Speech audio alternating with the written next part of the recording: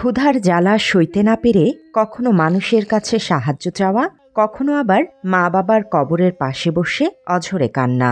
বলছিলাম, পাবনার ঈশ্বরদী উপজেলার ৭ নম্বর ওয়ার্ডের আমবাগান এলাকার মৃত সুরুজ মিয়ার একমাত্র ছেলে ২৬ বছর বয়সী প্রতিবন্ধী সাগরের কথা।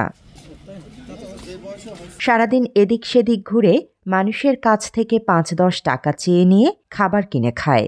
টাকা না পেলে মৃত বাবা মায়ের কবরের পাশে বসে অঝরে কান্নায় বুক ভাসায় অসহায় এতিম প্রতিবন্ধী সাগর। মানসিক প্রতিবন্ধী সাগরের ৯ বছরের মাথায় তার মা পৃথিবী থেকে বিদায় নেয়। এর ২ বছর পরই চিরবিদায় নেয় তার বাবা। ছেলেটা প্রতিবন্ধী, বাপ মা দুজনেই তো মারা গেছে, দেখার কেউ নেই, রাস্তা রাস্তায় ঘুরে বেড়ায়, এইভাবে চলে। মা বাপ হারা একটি সন্তান, এর নাম হচ্ছে সাগর, প্রতিবন্ধী মানুষ।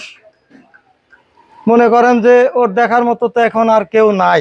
আমরা যদি একে একটু দেখে শুনে রাখি, ঠিক আছে, ও চলতে পারে। মাত্র ৩০% টাকায় জমির মালিক হয়ে নতুন বাংলাদেশের গড়ে তোলার স্বপ্ন দেখা বাংলা বসতি। বর্তমানে সাগর তার চাচার সঙ্গে থাকলেও নিজের থাকার কোনো জায়গা ও খাবারের ব্যবস্থা না পাওয়ার কারণে টিকে থাকা যেন এক শেষ কষ্টে পরিণত হয়েছে। সমাজের অন্যদের মতো স্বাভাবিক জীবনযাপন করার জন্য সরকারিভাবে স্থায়ী কোনো ব্যবস্থা করার দাবি সাগরের প্রতিবেশীদের। যদি তার কোনো ব্যবস্থা না করা হয়, ভবিষ্যতে সে কিন্তু দেউলিয়াই হয়ে যাবে, দুনিয়ার বুকে থেকেও না থাকার মতন পরিবেশটা তার হয়ে যাবে। আমরা চাইবো তার একটা কিছু ভালো হোক। তার মা বাবা নেই, মারা গেছে অনেক আগেই, কবরের পাশে যা কান্নাকাটি করে প্রায় দীর্ঘদিন ধরেই এলাকার লোকজন দেখে, কিন্তু আসলেই মানে কেউ না থাকাতে ওর প্রতি দুর্বলতা সৃষ্টি হচ্ছে। ওর একটা ঘর আছে থাকার, বাপ থাকতে করে দিয়েছে, সেই ঘরে ও নাকি নোংরা করে রাখছে। একটা বাথরুম আর ঘরের ওই ব্যবস্থা সারিয়ে দিতে হবে। ওর দেখার মতো তো এখন আর কেউ নাই। আমরা যদি একে একটু দেখে শুনে রাখি, ঠিক আছে, ও চলতে পারে।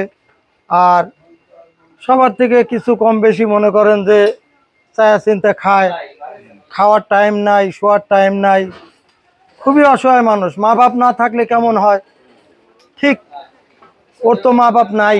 মা বাবা হারা মানসিক প্রতিবন্ধী সাগরের জন্য নিরাপদ আশ্রয় এবং স্থায়ী ব্যবস্থা করার আশ্বাস দিয়েছেন উপজেলা নির্বাহী কর্মকর্তা। তার বাসায় ভিজিট করে আসলে অন্যান্য পুনর্বাসনের কি উদ্যোগ গ্রহণ করা যায়, এটা দেখে আসলে আমরা ব্যবস্থা নিতে পারবো, এবং এই উদ্যোগটাই আমাদের আসলে অব্যাহত আছে। Desk report, Bangla addition.